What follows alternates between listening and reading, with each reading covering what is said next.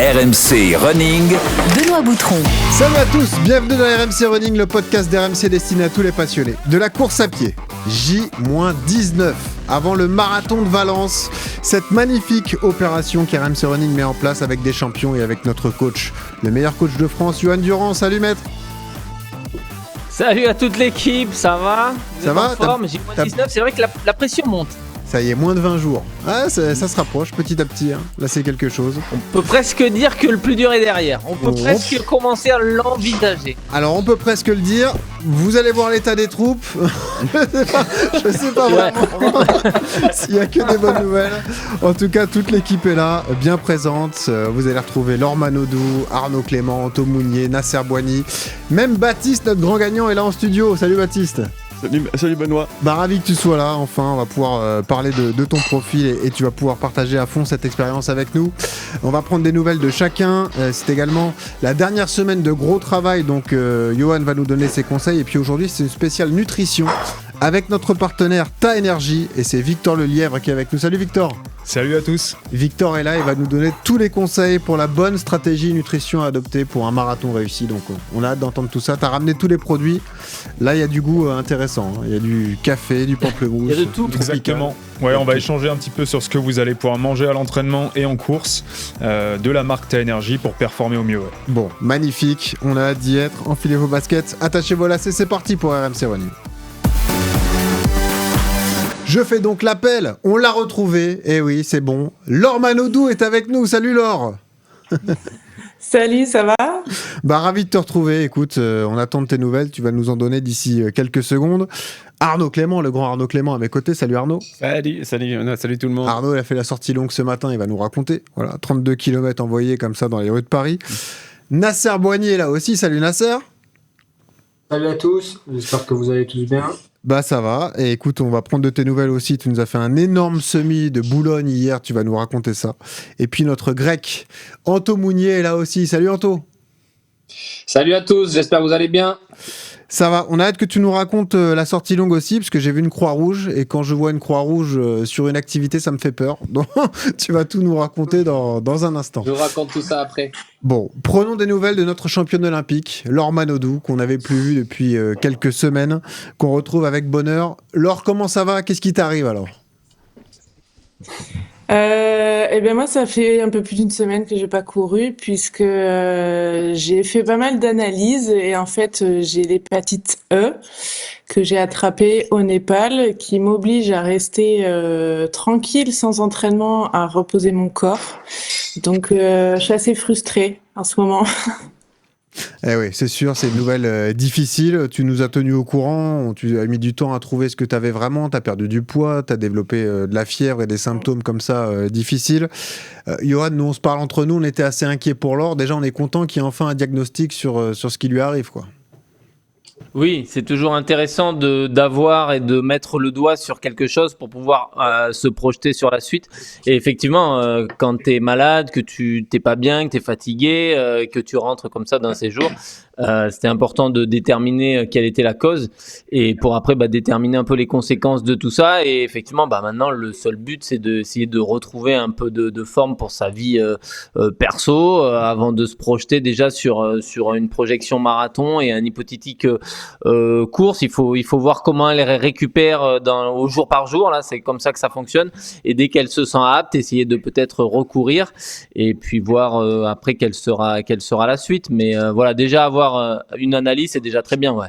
Et retrouver la santé tout simplement, c'est pour ça que ces épisodes marchent autant sur RMC Running, c'est que c'est une photographie comme ça de prépa marathon, c'est jamais linéaire une prépa marathon, il y a des hauts et des bas, parfois des très hauts et parfois des très bas, et ce qu'il fallait c'est de trouver ce que tu avais déjà Laure, et puis malheureusement, forcément cette question se pose, c'est est-ce que ça vaut vraiment le coup d'y aller, est-ce que ça vaut le coup d'aller se lancer sur marathon, sur une première expérience avec une prépa aussi tronquée, je le rappelle, tu avais bien démarré, tu avais fait de belles séances, 26 km, tu étais dans les allures que tu te fixais, t'es parti au Népal, t'es revenu avec une grosse fatigue. Est-ce que t'as mis tout ça comme ça en corrélation ? Est-ce que t'as pris une décision sur ta participation au marathon de Valence alors ? En fait, mon cœur me dit d'y aller, mais mon corps me dit non. pour la simple et bonne raison déjà, puisque c'était les 2 semaines qui sont là, c'était pour faire du kilométrage, chose que j'ai pas pu faire. Donc j'ai le regret de dire que mon corps ne sera pas capable de courir 42 kilomètres. Je suis très frustrée parce que même si je suis partie au Népal et que j'ai des kilomètres en moins, j'avais mis beaucoup de cœur et d'envie à participer à ce marathon, surtout que c'est le premier et que c'est entre guillemets le plus facile. Aussi parce qu'il y a l'équipe qui est là et c'est vrai que c'est compliqué pour moi parce que j'ai l'impression de vivre un peu un échec. Mais je vais vous suivre et j'espère continuer la course à pied à un rythme moindre, mais en tout cas ne pas abandonner dans ces projections futures et voir ce qui se passera après. Mais en tout cas pour Valence, ça me paraît compliqué en tout cas d'être en forme et je pense qu'un semi-marathon, j'aurais pu le faire en serrant les dents, mais là c'est 42 kilomètres et j'oublie pas non plus que je suis nageuse et que j'ai pas l'habitude d'avoir autant d'impact dans mon corps. Donc essayer de bien récupérer déjà et d'être là pour l'équipe aussi. Peut-être que finalement je ferai ravito et j'aiderai si vous avez besoin de vous distribuer des petites barres et des petites choses comme ça.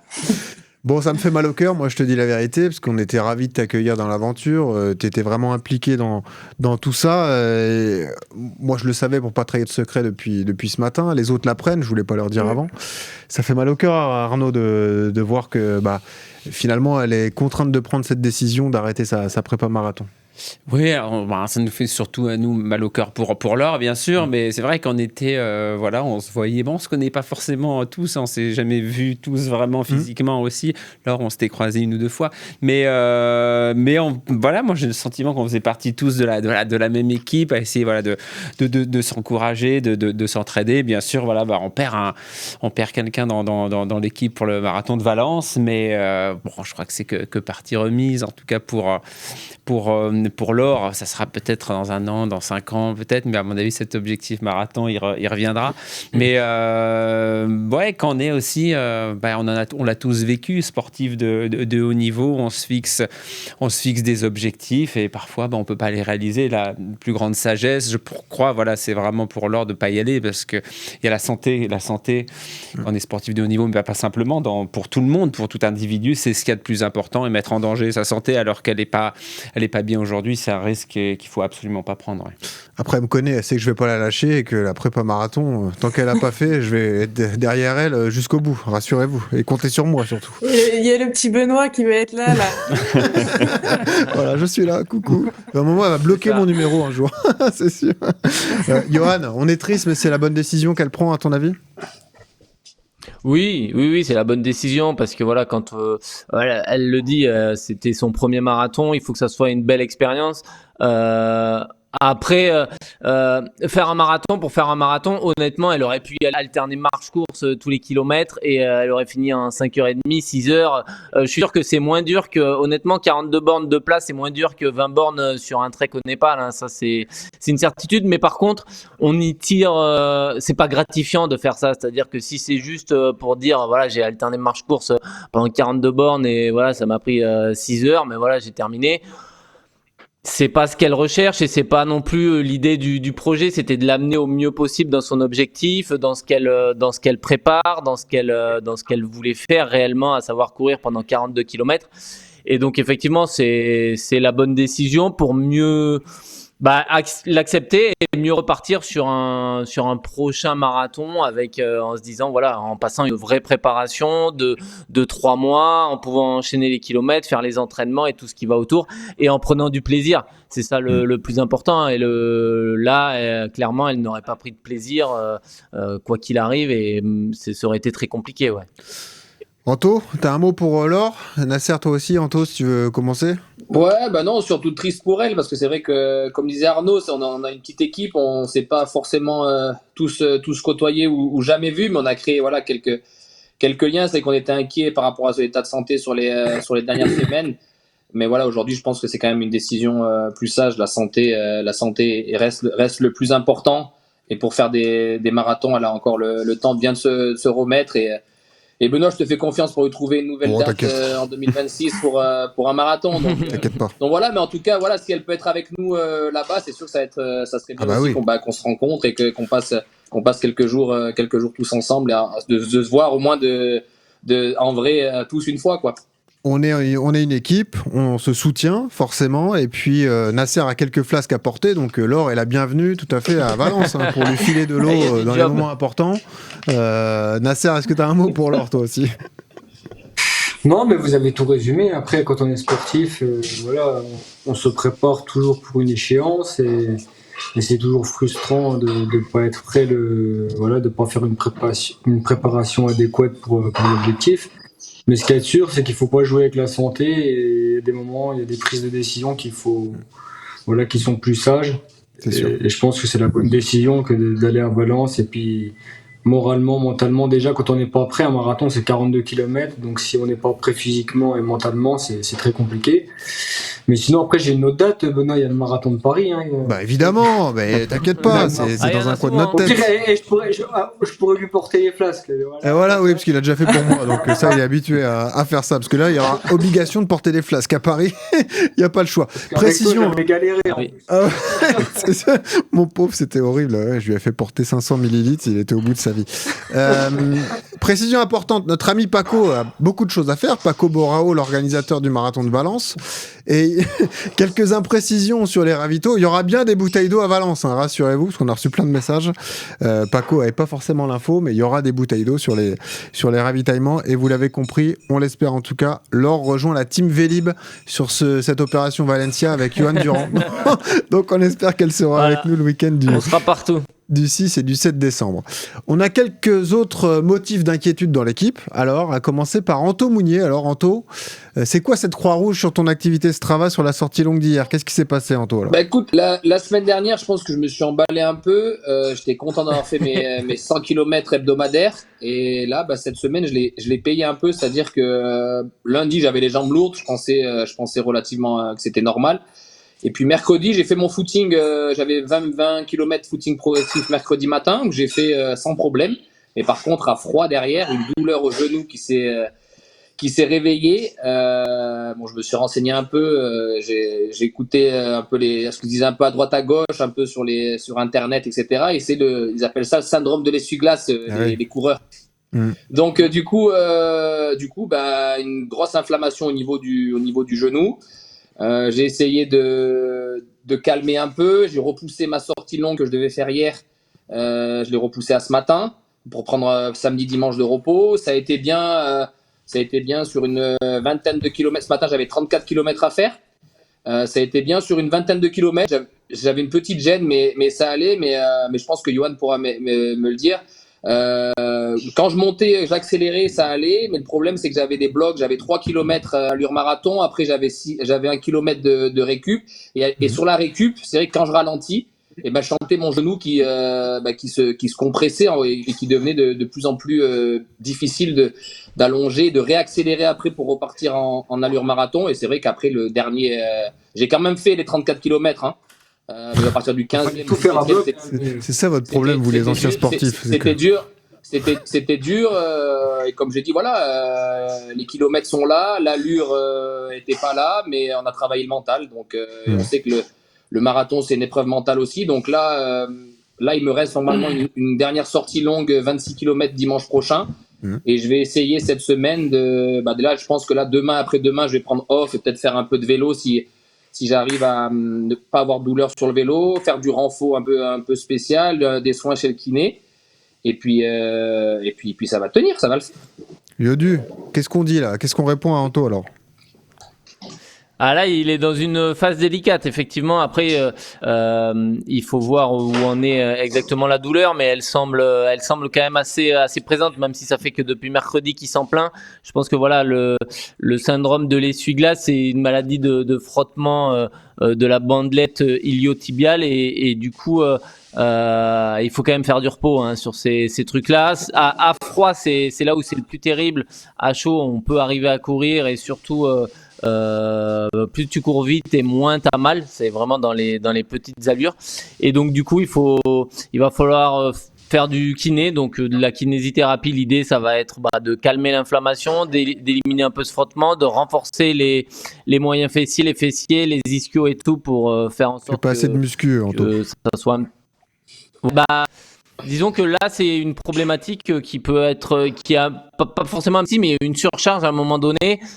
Faut voir après les appuis. Peut-être qu'il a une pose de pied avec les chaussures à plaque de carbone. On le sait, les mousses sont quand même assez molles, donc il faut voir s'il n'y a pas un affaissement sur de la course ou des choses comme ça. Donc il y a peut-être un bilan podologique à faire, mais la priorité, c'est quand même de l'inflammation, donc de glacer, de masser, d'étirer, de faire du renfort et d'aller sur des sports alternatifs pour dans un premier temps et de voir comment ça réagit au jour le jour. Ouais.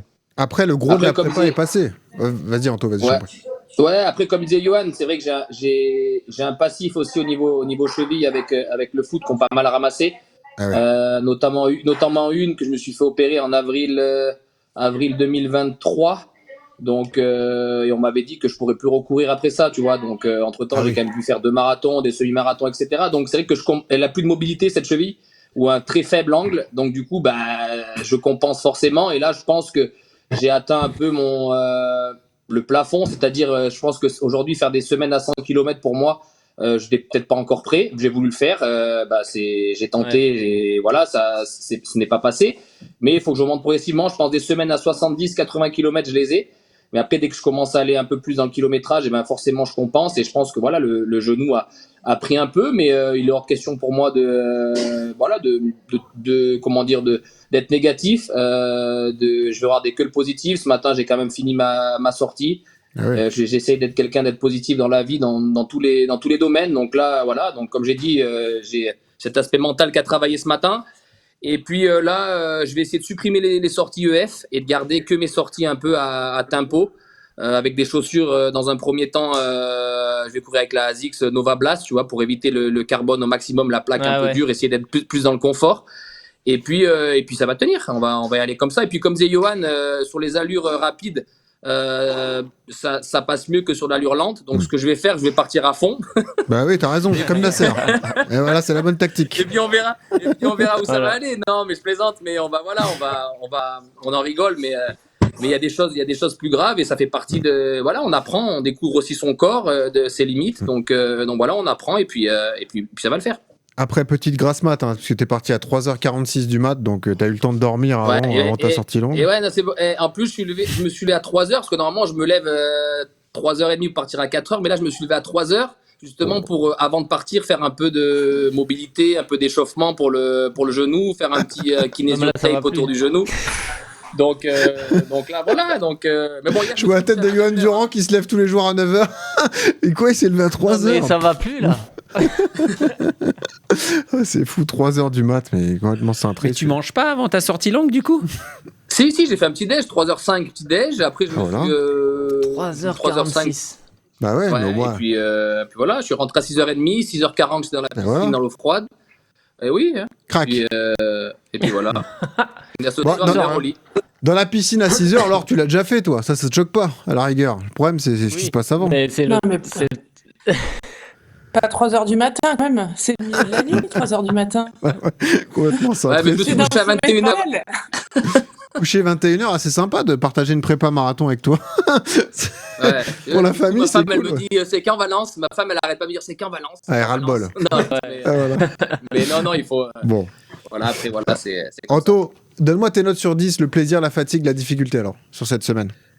Alors, fatigue, on va dire fatigue 8 sur 10. Plaisir, j'ai pris franchement 0 plaisir cette semaine parce que j'étais dans la douleur et j'étais dans la souffrance. Donc, je sais pas comment te le dire. Si je te dis 1 sur 10 ou 8 sur 10, tu prendras comme tu veux, mais le plaisir, il était pas bon. Okay. Et puis, mais en tout cas, toujours motivé, toujours déterminé. Et puis, on regarde de l'avant. Bon, magnifique. L'autre qui nous inquiétait la semaine dernière, c'est notre ami Arnaud Clément, qui est arrivé, souviens-toi, Yodu, avec des courbatures. On s'est dit, qu'est-ce qui se passe? Du mal à monter les escaliers et tout. T'étais inquiet toi-même, hein, Arnaud? Je t'avais senti préoccupé. Et finalement, tu as eu la réponse à tes questions et tu t'es un peu rassuré cette semaine, entre guillemets. Ouais, mais en fait, j'ai eu un petit virus. C'est ça, tout simplement. Donc j'avais des vraies courbatures, mais avec un peu une sorte d'état grippal, avec, vous savez, les courbatures aussi qui sont rajoutées aux vraies courbatures. Donc j'étais vraiment j'avais les jambes vraiment en compote. Et en fait, je me suis rendu compte, on s'était parlé lundi dernier, le soir, un petit peu. Je me dis non, là, je suis pas dans un état complètement normal. J'avais pas beaucoup de fièvre, mais j'avais pris 1 point de fièvre, quoi, c'est tout. Ah oui, d'accord. Mais puis le lendemain, j'étais complètement naze aussi. Et puis voilà, à partir de là, ça allait de mieux en mieux par contre. Et voilà, sur la fin de semaine, après, ça allait même très bien. Mais voilà, j'ai eu un coup de fatigue, je pense. La semaine dernière, ça a été ma meilleure semaine, celle où j'avais pris le plus de plaisir, où je sentais que j'avais beaucoup d'énergie. Et la semaine, c'était vraiment très très bien déroulé. Mais c'est vrai que voilà, le début de semaine, là, peut-être je l'ai payé un peu comme Anto, du coup, voilà, avec l'accumulation. Pas de douleur physique là, ça va? Non, aucune douleur. Enfin, j'ai mal au genou, mais j'avais mal avant de commencer la prépa, donc bon, ça sera. On en a un dans la bonne état déjà. Ouais. Au moins non, ça. Donc plutôt content. Ouais. Mais bon, une semaine quand même beaucoup plus light du coup au niveau du kilométrage. Anto, tu voulais ajouter un truc? Anto, on l'entend pas. Attends, on va te rallumer ton micro. Genou, Anto, vas-y. Arnaud. Pardon? C'est quel genou, Arnaud? C'est lequel ton genou? C'est le droit. Ouais. Punaise, moi aussi c'est le droit, sinon on aurait échangé, on aurait fait. Et puis, du coup, tu as adapté parce que tu avais encore un peu de paddle ce week-end. Donc, tu as fait la sortie longue ce matin. Oui, alors j'ai pas dit à Alex pourquoi aussi, mais j'avais. C'est le coach Alex, mais qui m'a quand même super bien adapté justement ma semaine pour vraiment prendre aucun risque. Donc voilà, j'ai fait une 50aine de kilomètres, j'ai fait 5 heures de paddle sur 2 jours là ce week-end. C'était sympa, mais c'était les 50 ans d'un copain. 5 heures de paddle, 50 ans, c'est normal. Donc, mais voilà, c'est très sympa. Et puis la sortie longue ce matin s'est bien passée, donc j'étais content. 32 km, les allures étaient respectées, ça allait? Presque. Mais il y avait un petit côté urbain qui n'a pas permis de respecter totalement quand même. Une sortie longue dans Paris, c'est vrai que c'est pas le... Pas complètement dans Paris, facile, mais bon, il y avait quelques routes à traverser quand même, quoi. Bon. Quelques petits escaliers par-ci, par-là aussi. Tes notes sur 10? Plaisir, fatigue, difficulté? Alors, sur la fin de semaine, ça se passe très bien. Si je fais une moyenne, on va se mettre à 5, parce que vraiment, le lundi, mardi, j'étais quand même Ils complètement en ont tous out, ras-le-bol. J'étais out. J'étais allongé en pyjama quand même mardi toute la journée. Je me suis même pas habillé, quoi. Bon, ok, donc 5 sur 10 global sur tous les critères. Ouais. Ok, ça marche. Bon, tu nous parleras de la semaine qui t'attend juste après. Nasser, le grand Nasser Boigny était donc présent au semi de Boulogne-Billancourt hier. Nasser qu'on avait quitté aussi avec des grosses douleurs, cet handicapé, tu avais largement baissé le kilométrage, tu voulais faire ce semi-marathon à fond. Nasser, comment ça s'est passé? Raconte-nous alors ta journée d'hier.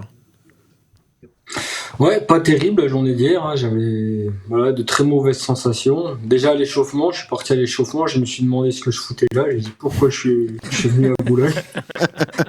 Donc j'ai fait une fois en échauffement, après j'ai fait 6 km d'échauffement et après sur la fin d'échauffement j'ai fait 1 km en gros allure marathon, à peu près environ 3,28, 3,30. Je commençais déjà à toxiner, donc j'ai dit là ça va être dur. Ça va être dur. Après j'ai fait 4 fois 30-30 en essayant je me suis dit ça va me débloquer, mais ça débloquait rien du tout, je toxinais, donc je me suis dit comment je vais faire ce semi-marathon là. Donc j'ai fait 4 fois 30-30 en 3,15 à peu près et j'avais de très mauvaises sensations et je suis parti au bout de 3 km, je me suis dit c'est pas possible. Ça va pas du tout, j'étais à 2 doigts de me remettre en fait en allure marathon, me remettre sur du 3,30 de moyenne. Et puis j'ai forcé, j'ai continué en fait. Voilà, j'ai essayé de temporiser à un moment donné pour me remobiliser. Puis je suis reparti un peu sur l'allure que j'étais sur le 20 km de Paris, sur du 3,23 à peu près de moyenne. Et non, pas de bonnes sensations, pas trop de plaisir. Et je me sens vraiment bridé un peu en bout de course là, de la préparation, très fatigué, pas d'énergie, pas de peps. Je cours et en fait j'ai l'impression d'avoir les jambes vides, pas d'énergie, le cœur qui monte pas. J'ai fait 161 pulsations de moyenne alors que sur marathon l'an dernier j'étais sur du 165-166 de moyenne en pulsation, donc le cœur qui monte pas et fatigué je pense des dernières semaines et je vais justement récupérer déjà 3 semaines avant au lieu de récupérer 2 semaines avant. Je pense que je vais commencer à décharger à 3 semaines progressivement et la semaine du semi de Boulogne justement j'ai chargé encore, j'ai fait une semaine à 115 km exprès volontairement parce que la semaine d'avant justement ça n'avait pas été, j'avais fait une petite semaine Donc j'ai voulu aussi profiter du Smith Boulogne pour refaire une semaine où je chargeais avec 115 km. J'ai fait 2-3 séances de vélo et pas mal de muscu aussi dans la semaine. Donc il y avait la fatigue de la semaine, je pense aussi sur le Summit de Boulogne. 1:11:37, ce qui est un temps remarquable quand même sur un semi-marathon. Donc, c'est dans le même chrono que son 20K. Hein. Ouais, c'est ça, exactement. C'est les mêmes allures, donc après c'est les sensations qui sont différentes, mais le chrono est pas mauvais. Hein, ça te rassure toi, Johan, quand t'entends tout ça? On sait qu'il est fatigué, qu'il a eu des moments un peu compliqués, mais est-ce que t'es rassuré du chrono? Tu comprends, c'est normal qu'il ait eu des sensations moyennes? Ouais, complètement. Bah, il a eu des hauts et des bas, c'est-à-dire qu'il a eu des semaines où il a pu charbonner et derrière des semaines à 30 ou 40 bornes avec quasiment à l'arrêt. Donc effectivement, après il faut relancer la machine, mais c'est normal qu'en termes de sensations à 3 semaines du marathon, quand on est comme ça dans des périodes un peu délicates, on ait des sensations un peu biaisées. Le parcours du Summit de Boulogne est plus compliqué que le 24 Paris. Là, il est sur la même moyenne, il fait 3,23 sur les deux courses, une 7,40 et une 11,40, c'est la même chose, il y a 1 km 100 de plus. Donc moi je suis pas inquiet pour Nasser par rapport à ses objectifs. C'est les sensations qui sont vraiment moins bonnes, mais à cette période de la préparation, c'est un peu normal et quand on connaît le passif de Nasser sur les dernières semaines, c'est normal aussi d'avoir eu d'être un peu moins bien, le corps a eu du mal à s'y mettre. La tête par contre ce qu'il y a bien, c'est que avec Nasser, voilà, quand les jambes vont pas, bah, la tête peut prendre le relais et là il a fait tout à la tête, tout à la niaque, alors qu'à Paris il était quand même beaucoup plus en aisance sur le 20K, ouais. Je vous livre une coulisse parce qu'on était ensemble pour l'échauffement. Alors, rassurez-vous, après on s'est plus vu. C'est que l'échauffement, on est partis tous les deux avec des amis. On a croisé une fusée incroyable sur les quais de Seine. On a croisé Félix Bourg qui était en train de s'échauffer à 3,30 au kilo. Il a fait 10K à 3,30 au kilo. Allez. Et après, il a gagné 1,03 en faisant une séance sur le Smith Boulogne, Félix Bourg, qui est un des meilleurs marathoniens français, on le rappelle, qui était présent aux Jeux Olympiques et qui a eu un petit échec, malheureusement. Hein. Il a dû abandonner à New York, mais 1,03 alors qu'il avait fait 10 bornes à 3,30 avant. Félix Bourg, complètement cintré. On l'a vu courir tout seul à bloc et c'était... il prépare Valence aussi, du coup. Ah ouais, c'était assez flippant en tout cas. Franchement, ça faisait peur. Et coach, il faut que tu me débriefes aussi mon semi-marathon parce que j'y étais donc avec cette stratégie que tu avais choisie pour moi qu'il faut que tu expliques comme ça à tous ceux qui nous écoutent. On a décidé de faire le Smith Boulogne et tu m'as dit tu vas le découper en 3. C'était le plan A. 10 bornes d'allure marathon, 10 bornes d'allure semi-marathon et 1 km allure 10 km. Sur le papier, ça semblait dur, ça s'est plutôt bien passé. Pourquoi tu as choisi cette stratégie pour moi? Alors, quel était l'intérêt d'aller faire de l'allure marathon, de l'allure semi et ensuite de l'allure 10K alors ouais, il y avait plusieurs stratégies. Je t'en avais mis à peu près 3 en place. Grosso modo, c'était je te laissais libre cours à tes sensations et de savoir être à l'écoute de son corps. La première stratégie, c'est celle-là, c'est de se dire on part sur 10 km allure marathon. Parce que moi, je trouve toujours que dans une prépa marathon et à 3 semaines de l'objectif, faire un semi-marathon à fond, bah, le problème, c'est qu'on n'a pas des bonnes sensations. Un peu comme Nasser a ressenti, c'est-à-dire qu'on a forcément les jambes lourdes quand on est dans des semaines chargées, que le dimanche d'avant, on a fait 30 km. Donc, je voulais que tu t'imprègnes de nouveau encore de cette allure marathon pour la bosser, vraiment pour la mémoriser le plus précisément possible. Donc, 10 km allure marathon. Et après, c'est toi qui voyais. Soit tu continuais sur de l'allure marathon jusqu'au 15-16 et si après ça allait, t'accélérais plus tard. Soit si ça allait bien, tu faisais de nouveau 10 km allure semi pour le coup. Donc 10 allure marathon, 10 allure semi là pour vraiment booster un peu ton cardio. Et après pour le plaisir, voir si t'as encore de la fraîcheur avec 1 km, il reste 1 km 100, 1 km 100 allure 10 ou vraiment le plus rapide que tu peux. Et ça te permet de voir si t'avais suffisamment de fraîcheur sur la fin de course. Et donc c'était parfait puisque t'as terminé très fort, ouais. Ouais, donc une bonne stratégie. Je remercie tous ceux d'ailleurs qui nous ont envoyé des petits messages dans les pelotons ou avant la course, qui nous ont encouragés, félicités pour le podcast. Je vous remercie tous. Oui, le maître Yodu est aussi sympa en vrai que dans le podcast. Et oui, les champions aussi sont motivés. Rassurez-vous, il n'y a pas de problème. Incroyable. Je salue Adèle d'ailleurs que j'avais croisé au Bois de Boulogne cette semaine et qui me disait oh là là, je suis inquiet pour l'or et tout. Les gens en fait nous parlent comme si c'est parti de la team, c'était fou. Les gens font partie de l'aventure. Hein. Ah, Nasser, il force un peu. Ah ouais, bah, qu'est-ce que tu veux que je te dise? Je te donne son numéro, tu vas lui dire si tu veux. Non, mais c'était très sympa. En tout cas, on vous remercie tous parce que c'est toujours assez cool de recevoir des messages comme ça. Nasser, tes notes sur 10 d'ailleurs, ta semaine? Plaisir, fatigue, difficulté? Ouais, je dirais tout en dessous de 5. Ouais, 4, 4, 4. Il est vraiment temps que ça se termine. Pas de plaisir. Non, je suis fatigué là. J'avais pas vraiment de. Je me demandais ce que je faisais là dimanche. Je me suis dit pourquoi je suis venu. Et non, pas de gouache au début. Normalement, quand on va à une compétition, on a la motivation et tout ça. J'étais pas motivé au départ, donc j'espère que les voyants vont revenir au vert pour Valence. Bon, ça va revenir, t'inquiète pas. Et c'est peut-être une bonne nouvelle qui arrive. Quand on entend ta sonnette, peut-être qu'il y a une bonne nouvelle qui arrive chez toi. On sait pas. Je sais pas si c'est chez toi que ça sonne, mais. Bah, non, c'est pas chez moi. C'est chez moi. Je sais pas ce que t'as avec chez moi, mais. C'est chez toi. C'est un kiné qui arrive pour le genou, peut-être. Ouais. C'est peut-être ça l'histoire. C'est une prothèse. C'est une prothèse. Pour l'essuie-glace, c'est le garagiste qui faut. C'est le garagiste. C'est Speedy. C'est Speedy qui sonne. Oh, non, c'est Carglass, c'est la paire d'essuie-glace offerte. Voilà. Peut-être. Tiens, puis notre champion est là, Baptiste. Baptiste qui nous a rejoint en cours d'aventure et à qui on a fixé un objectif délicat, c'est de faire une prépa express de marathon. Ouais. Baptiste, je suis ravi que tu sois vraiment avec nous. Et puis surtout, je te félicite pour samedi. J'ai vu ta sortie longue.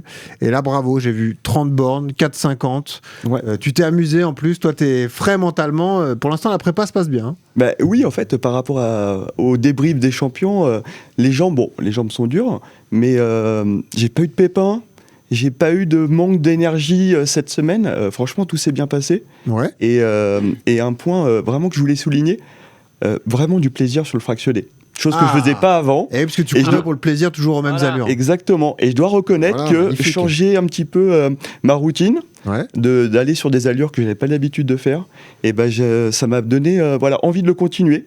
Je ne sais pas si je le ferai tout de suite, mais Magnifique. vraiment bien. Et des sensations même à 15, même des fois à 3,50. Ah ouais. Plutôt bonnes. Ouais, Magnifique. plutôt bonnes. Donc, non, vraiment cool. Et en plus, j'ai fait 5 séances cette semaine. J'ai dû faire 70 bornes, chose que j'avais jamais fait. Ouais, j'ai vu 71 km sur ta semaine. C'est beau, hein. Non, vraiment. Bah, bon donne-moi record tes pour notes sur 10 alors. Plaisir, fatigue, difficulté. Plaisir, toujours 7-8 en plaisir. Ouais. Fatigue, j'ai quand même les jambes lourdes aujourd'hui. Ouais. Et difficulté, j'ai pas l'impression que ce soit si dur en fait. Même au niveau du fractionné, j'ai l'impression que j'en ai un peu encore sous le pied. Et au niveau du cardio, je monte pas énormément haut. Alors je sais pas si c'est peut-être parce que les allures, je suis à l'aise ou pas.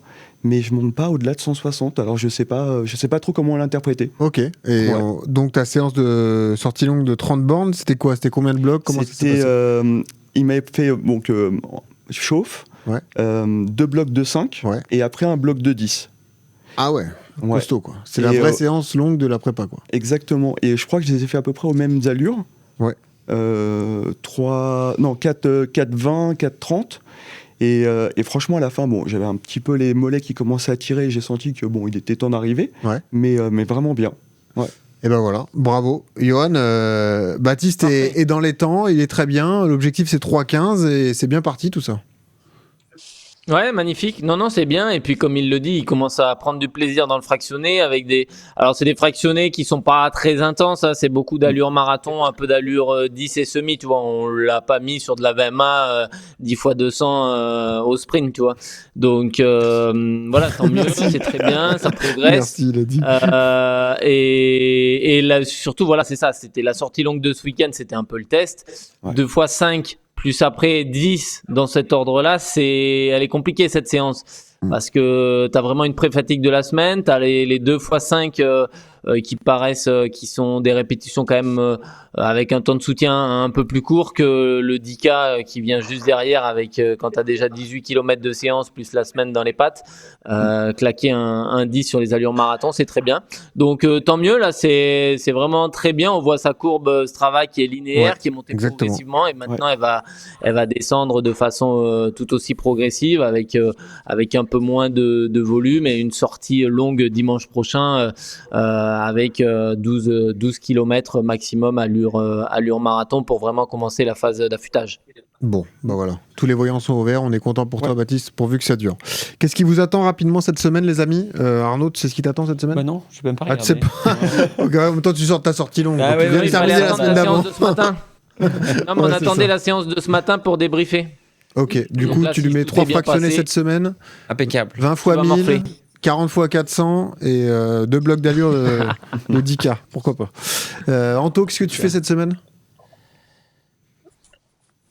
Là, j'ai fait la sortie longue ce matin, donc là, je vais prendre 2 jours de repos. Mhm. Je pense jeudi, je vais avoir un petit fractionné, je pense jeudi, et ma sortie longue du week-end. Je crois que j'ai 26 km ce week-end avec des blocs aussi allure marathon. J'espère tenir, et puis après, on va descendre progressivement. Je vais essayer de remplacer les EF que j'ai cette semaine, que j'en ai 2. Je vais essayer de les remplacer par 1 heure de vélo. Et puis voilà, et puis essayer de manager un peu comme ça la situation. Bon. Laure, tu remets les baskets cette semaine ou pas encore? On fait une semaine off encore et on voit comment ça se passe. Bah moi je vis en basket déjà, donc je vais essayer d'aller marcher et de pas être trop essoufflé. Ouais. Et puis après on verra suivant ma forme et de toute façon j'ai des prises de sang toutes les semaines et j'ai rendez-vous demain matin à l'hôpital pour contrôler tout ça, donc on verra en fonction. L'important, c'est la santé. Nasser, pareil, tu réduis les kilomètres et l'intensité cette semaine? Ouais, parce qu'en plus, hier, je boitais après la course. Donc, j'avais t'as mal toujours encore. à la... Ah, t'as mal. Ouais, au niveau adducteur, surtout ce matin à froid, là, en me réveillant. J'ai fait 1 heure de home trainer à la maison, tranquillement en récup, ce matin. Et ensuite, là, j'ai fait une petite séance de renfo de 30 minutes avec de la corde à sauter. Et c'était impossible de sauter à la corde. J'ai essayé 30-40 secondes et j'ai arrêté. Et en fait, dès que je suis bien chaud, pardon, bah à la fin, j'ai réussi à faire 10 minutes de corde, tu vois. Donc, en fait, c'est vraiment le temps de s'échauffer. C'est que ça me fait une aiguille sur l'intérieur au niveau de l'adducteur. Et que une fois que je suis bien chaud, bah, la prise d'appui, j'arrive à la prendre. Alors qu'au début, ça me fait une aiguille. Donc, une fois que c'est chaud, ça va. Donc, c'est plutôt rassurant. Mais sinon, je vais réduire le volume. Je pense faire une semaine entre 85-90 km. Et voilà, de faire moins d'intensité. Il me fait peur, ce mec, c'est fou. Bon, c'est incroyable. On suivra ça avec attention. Tous, ça les fait rire. Je vais réduire à 80 mais par contre, je vais bornes. quand même faire une dernière sortie longue quand même dans le week-end. Bah oui, ça nous 30 aurait kilomètres, surpris. Je pense une dernière quand même à 2 semaines. Et en fait, je vais réduire l'intensité. Je vais faire plus de footing ou des 30-30 pendant la semaine quand ça ira mieux.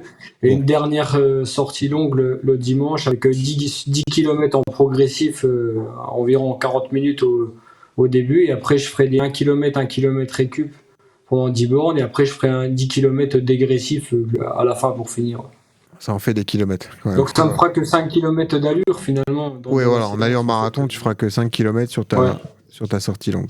Parlons d'un élément fondamental de votre prépa et de votre réussite marathon, donc la nutrition. C'est parti. RMC. La séance. Avec Victor Lelièvre qui est donc avec nous, représentant Ta Énergie. Merci Victor d'être là. Merci d'avoir équipé nos champions aussi, parce qu'Arnaud l'a félicité avant le début du podcast, lui disant que les produits étaient bons et que tu les avais utilisés ce matin, c'est ça? Tout à fait. Tu t'es régalé? Les petits bonbons là. Ouais. Les petits bonbons, les petites gommes avec... Pour ceux qui nous regardent sur YouTube, une petite astuce pour ouvrir les sachets de bonbons. On vous montre ça juste après avec Victor.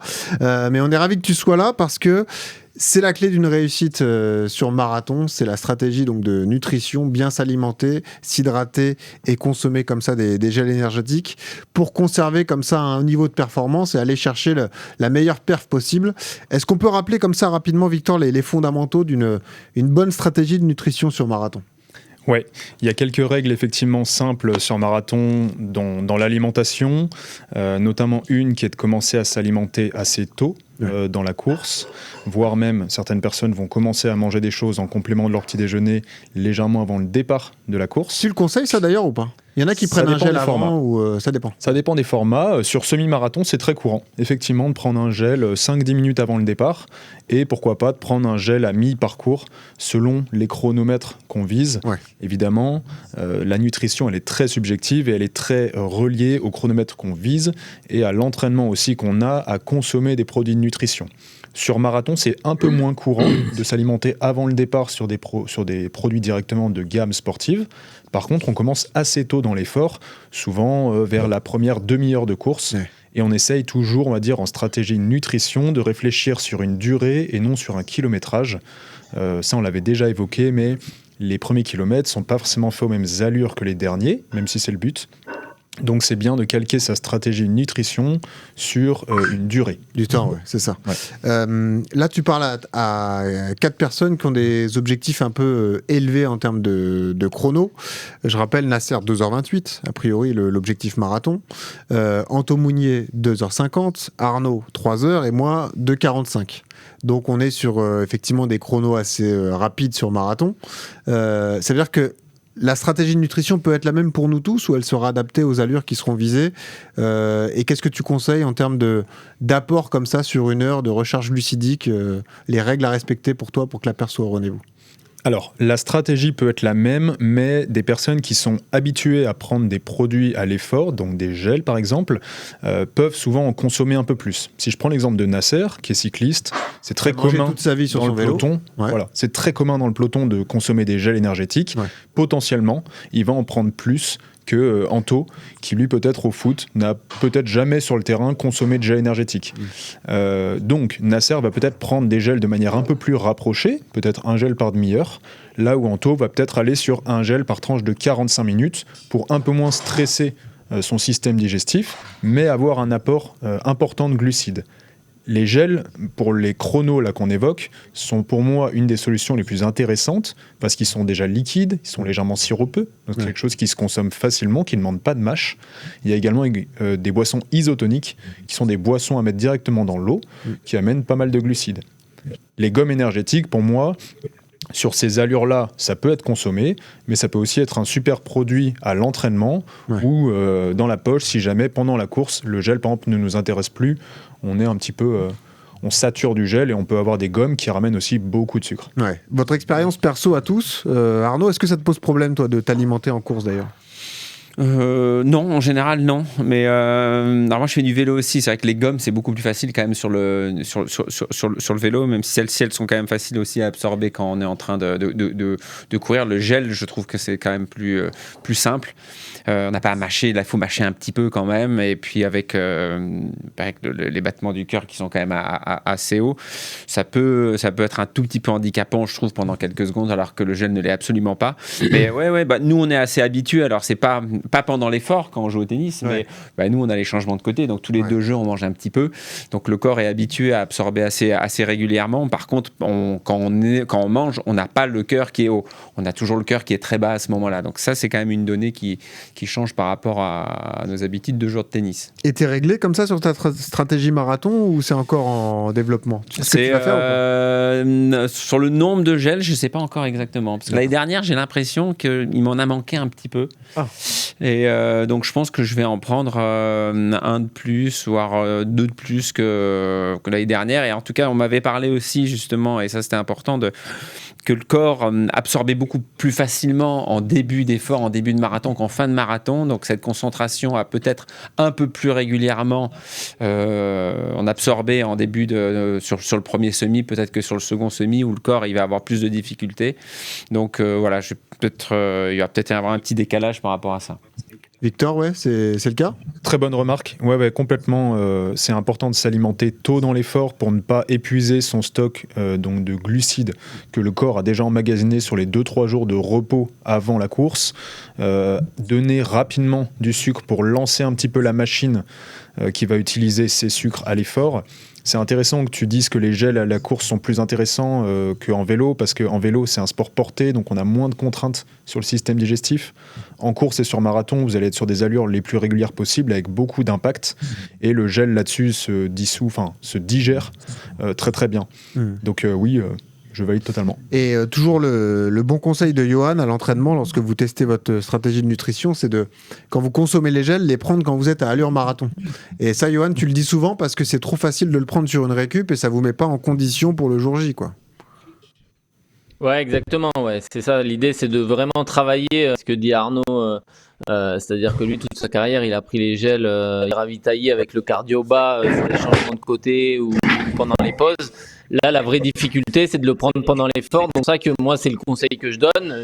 À chaque fois, ravitaillez-vous sur le fractionné pendant que vous êtes à l'effort pour vous y habituer. Parce que sur la récup, c'est facile. Quand on a le cardio qui est redescendu à 120 et qu'on court à 10 km/h et qu'on récupère, bah ouais, c'est facile de prendre son gel. Quand on est à allure marathon, à la limite, c'est plus compliqué. Donc, vraiment, testez-le à l'entraînement et testez. On le dit, c'est quelque chose qu'on rabâche ici. Mais tester sa stratégie de nutrition, c'est aussi important que l'entraînement. Et là, à 3 semaines, on doit commencer à... Normalement, son plan, il doit être presque rodé et on doit savoir le goût qu'on veut, la quantité qu'on peut absorber, jusqu'à quelle limite il faut pas dépasser, et être capable de bien boire aussi, quoi. L'hydratation est aussi très importante. Vos gels, c'est 33 grammes hein, sur les Gelta Énergie. Hein. Les gels font 33 grammes de glucides, toute la gamme est à ce grammage-là. On a aujourd'hui 3 saveurs qui sont caféinées pour avoir un petit apport supplémentaire. On a également une gamme qui est salted, donc il y a un apport de sel plus important, ce qui donne également un goût un peu plus équilibré, des fois un peu moins sur le sucre, qui va plaire à pas mal de personnes. Laure nous disait avant, au début de l'épisode, qu'elle aimait beaucoup la framboise salée, qui est un gel qui est très connu chez nous parce qu'il a un goût justement assez intéressant. Et je suis d'accord avec Johan, une fois que le départ est donné, finalement il faut respecter ses allures, manger et boire. Et beaucoup de gens ne s'entraînent pas suffisamment à manger et à boire à l'entraînement. Ouais. Ils se focalisent énormément sur les allures qu'ils vont travailler pour le jour de la course. Mais en fait, une fois que le départ est donné, il n'y a que 3 choses à faire. Et manger en fait partie. Donc entraînez-vous à manger, c'est important. Et manger sur ces allures, c'est le top. Anto, la stratégie de nutrition, c'est un problème pour toi ou t'es habitué à tout ça ? Là, je me suis réglé sur le marathon de Séville. C'est que sur mon premier marathon, j'avais comme stratégie de prendre un gel tous les 5 km. Ouais. Mais sauf que le problème, j'ai rencontré le mur. Et du coup, après, il y a un moment, les 5 km, ils devenaient plus longs. Donc l'intervalle n'était plus bon. Donc du coup, là, je me suis... Maintenant, j'ai changé la stratégie et je fais toutes les 30 minutes. Ouais. Comme ça, ça reste fixe. Et donc, du coup, j'ai un gel toutes les 30 minutes. Donc, je pars avec 5 gels et j'en prends peut-être des fois un en plus ou peut-être une pâte comme ça là, à prendre en plus au cas où il se passe quelque chose. Mais sinon, je pars avec des gels, un gel toutes les 30 minutes. Victor, tu nous le disais. Tu le prends entièrement. Ah, tu prends tout, ouais. Ouais, je le prends entier, ouais. Ouais, je le prends entier. Parce que c'est vrai que ça peut être dur hein, parfois de tout ingérer d'un coup, mais ça s'apprend l'entraînement aussi. Mais ouais, c'est plus en calcul de temps plutôt qu'en kilométrage. C'est important en fait de se calquer sur une durée. Le corps consomme lui de l'énergie, du sucre de manière continue et nous on va peut-être des fois varier sur des allures, sur des efforts longs comme ça, comme un marathon et des fois retarder sa prise de gel ne serait-ce que de 10 minutes. C'est la différence entre une fin de course qui se passe bien sans mur et une fin de course qui se passe mal où on a eu un moment une petite baisse de régime et au final on va mettre un quart d'heure, 20 minutes à retrouver ce niveau de sucre dans le sang qui est optimal. Donc c'est important de se calquer là-dessus. Aujourd'hui, on a des outils, notamment des montres, qui peuvent nous prévenir à intervalles réguliers qu'il faut s'alimenter. Et puis notamment voilà, c'est une rigueur. C'est un partenaire où tu as une alerte nutrition. Je sais pas si... Exactement, très bon exemple. Ouais. Donc c'est quelque chose qui peut être facilement mis en place. Et je pense que ce serait dommage aujourd'hui de perdre du temps sur un objectif parce qu'on a oublié de prendre un gel. Ouais, les objectifs vont jusqu'à 3h15 parce que toi, Baptiste, tu vises 3h15. Ouais. C'est un problème la nutrition en course ? Tu t'entraînes un peu ou pas Ouais, j'ai pris. T'as pris j'ai pris samedi dernier. Ouais. Par contre, j'ai triché. J'ai pris pendant les phases de récup. Donc voilà, ce week-end, je vais faire. Ouais, c'est ça. Donc ce week-end, tu vas vraiment tester. Tu manges au buffet aussi. Ok. C'est ça. Et puis le plus gourmand en termes de nutrition, Arnaud, excuse-moi, c'est juste que je veux prendre l'exemple de Nasser. Toi, ça t'a jamais posé de problème hein. Moi, j'ai vu Nasser prendre 2 gels sur un semi, donc voilà, il y a aucun souci là-dessus. C'est quoi ta stratégie de nutrition d'ailleurs, Nasser, à Valence ? Est-ce qu'elle est déjà calée ? Est-ce que tu sais ce que tu vas faire ? Ouais, me concernant, moi je suis pas trop fan des gels en fait. En cyclisme avec tout ce qu'on mangeait j'étais plus alimentation solide, pardon. Ouais. Et en fait, j'utilisais les gels plus sur la fin de course quand l'intensité augmentait, parce qu'en cyclisme, c'est différent de la course à pied. On n'est pas à bloc, mis à part sur un contre-la-montre. Il y a des phases où on est tranquille, où on peut choisir de manger quand le cœur il est à, je sais pas, 110, 100 pulsations. Alors que sur un marathon ou un semi-marathon, il n'y a que de l'alimentation en gel qu'on peut prendre, quoi. Pour ma part, je préfère manger les bonbons, par exemple, à l'entraînement, que les prendre un gel, quoi. Et tu vas Mais faire quoi sinon, alors à Valence sur ma stratégie, par exemple, hier sur le semi-marathon de Boulogne, je suis parti avec 2 gels et un flasque. Ouais. Et en fait, j'ai fait comme si je partais sur le marathon, et au bout de 5 km, j'ai pris mon premier gel. Et je prends le flasque en même temps que le gel pour assimiler tout de suite, que ça me reste pas dans la gorge. Ouais. Donc je prends le flasque déjà en premier. Donc je prends le gel en premier et tout de suite après je bois pour que ça s'assimile tout de suite et que ça me reste pas dans la gorge. Et puis ça me permet aussi de m'hydrater en même temps, de faire d'une pierre deux coups. Mais sinon, sur mon premier marathon aussi à Francfort, j'avais pris 7 gels, je crois, sur le marathon. 7 gels, ouais. Ouais, j'avais Sur commencé au 2h34 kilomètre 5. J'avais commencé au kilomètre 5 et puis mon dernier gel au kilomètre 35. Donc c'est ça, 7 x 5, 35 gels. Et j'avais pris un gel avant le départ, donc 8 gels, ça m'a fait.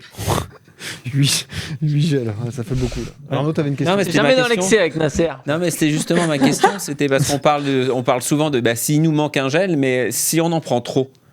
C'est un peu la question. Physiologiquement, qu'est-ce que ça peut se passer? Moi, je pense qu'il m'en a manqué, mais je sais pas s'il faut que j'en prenne un ou deux de plus, en fait, par exemple. Ouais.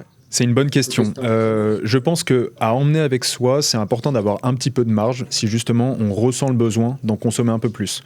Aujourd'hui, on est sur des produits qui pèsent 40 grammes. Je pense que sur un marathon, ça ne fait pas une énorme différence d'en avoir un en backup et même à l'entraînement. Aujourd'hui, quelqu'un qui n'est pas habitué à prendre de la nutrition, si on l'envoie sur des dosages de glucides comme ce que consomme Nasser, des dosages très élevés, cette personne va peut-être ressentir un peu les mêmes effets qu'une personne qui est en hypoglycémie. Des vertiges, des sentiments un peu de ballonnement, voire des moments où la personne doit carrément ralentir ou même s'arrêter. C'est là que c'est intéressant d'avoir l'exemple de Nasser qui, par le passif de cycliste de haut niveau, a consommé énormément de glucides. Il arrive à ingérer et tolère des niveaux de glucides très élevés. Et du coup, il a raison de ne pas s'en priver parce que ça permet à son moteur, on va dire, de tourner à super haut régime. Aujourd'hui, nous, le consensus, c'est un petit peu de dire un gel par tranche de 45 minutes, ce qui permet d'approcher des 50-60 grammes de glucides par heure. Une personne qui est bien entraînée, on va dire un gel par demi-heure d'effort, ce qui amène déjà à quasiment 70 grammes de glucides à l'heure, ce qui est déjà un dosage élevé pour des sports d'impact comme la course à pied. Le minimum un petit peu, ce serait un gel par heure. Là, on est à 33 grammes de glucides. Dans l'idéal, on essaye de monter un petit peu ça à l'entraînement, voir si on le tolère pour le jour de la course, justement ne pas avoir de coup de mou. Coach, est-ce que tu as des trucs à rajouter sur la nutrition en course? Des exemples, des conseils Non, c'est très important de démarrer relativement tôt, ça c'est sûr que on s'en rend pas compte, mais même le ravitaillement du kilomètre 5, il est très important. Celui à la limite que tu peux le louper, c'est celui du 40, si t'es bien. Mais celui du 5 et celui du 5-10 sont très importants, les premiers, pour justement pas affaiblir sa recharge glucidique. Et après, de les tester sa zone et pas vouloir trop en rajouter le jour J par peur de manquer d'énergie.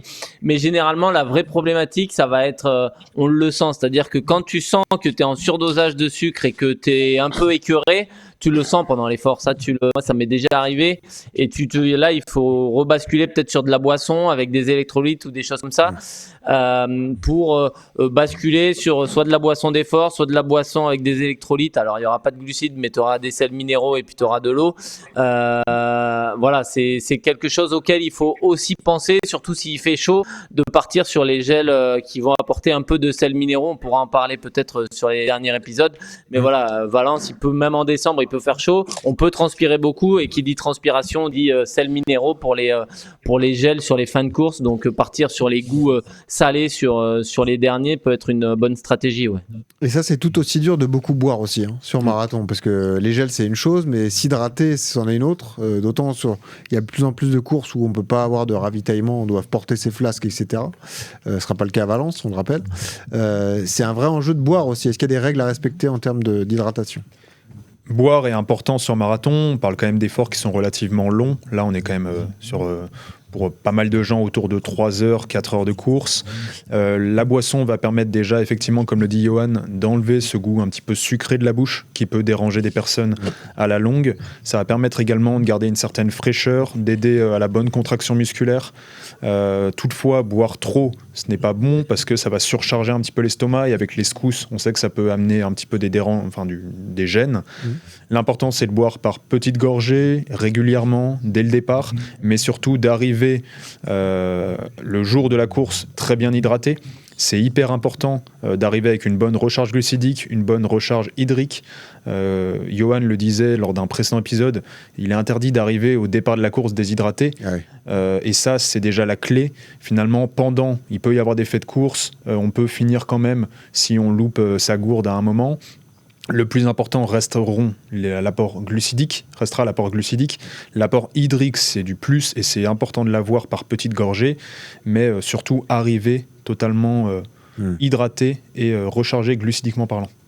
Parce que vous avez des boissons d'effort, vous avez également de la malto, la maltodextrine, là, comme ça. Je le montre d'ailleurs, ceux qui nous regardent sur YouTube. Ça, c'est pour avant effort, justement, arriver les jambes bien chargées de manière glucidique et être à bloc pour le départ de la course. Ouais, la malto, c'est une boisson du coup qui se prend 78-48 heures avant votre effort, qui va vous permettre d'arriver très bien hydraté parce qu'elle contient des sels minéraux, et également de faire une recharge glucidique pour stocker un petit peu cette énergie, notamment dans le muscle, sur une boisson qui peut être goût citron ou goût neutre. C'est quelque chose qui se boit très facilement quand on a son bidon avec cette boisson diluée. En plus, ça nous fait penser à boire, et c'est important sur les 2-3 jours avant l'effort. Exactement. Est-ce que vous avez des questions sur la stratégie de nutrition ? Monsieur Clément, est-ce qu'on a une question encore pour Victor ou pas forcément ? Non, parce que moi je prends aussi ma flasque dans laquelle je mets une boisson isotonique dedans. Ouais. D'accord. Il faut que je fasse gaffe. Pas trop chargé du coup. Il faut tout calculer, ouais.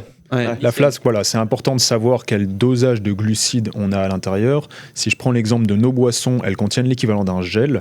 Donc si par exemple tu prends un gel par tranche de 45 minutes et ensuite tu complètes un petit peu avec de la boisson que tu bois de ta flasque, tu peux atteindre comme ça facilement 60 grammes de glucides, et ça fait ce petit complément à côté du gel ou à côté des gommes. Par contre, oui, c'est intéressant de ne pas boire la flasque de manière aveugle en se disant bon bah c'est du bonus, quand même essayer un petit peu de calculer quelle quantité tu mets. Alors, en revanche, tu peux l'avoir et puis se servir des ravitaux en eau toute simple, comme ça, faire passer les gels, et puis de temps en temps boire un peu de boisson isotonique pour compléter son apport glucidique, quoi. Voilà. Absolument. Magnifique. Tu nous montres le petit tips pour ouvrir les gommes, parce que ça, on l'a appris, c'est révolutionnaire. Regardez ça si vous êtes sur YouTube.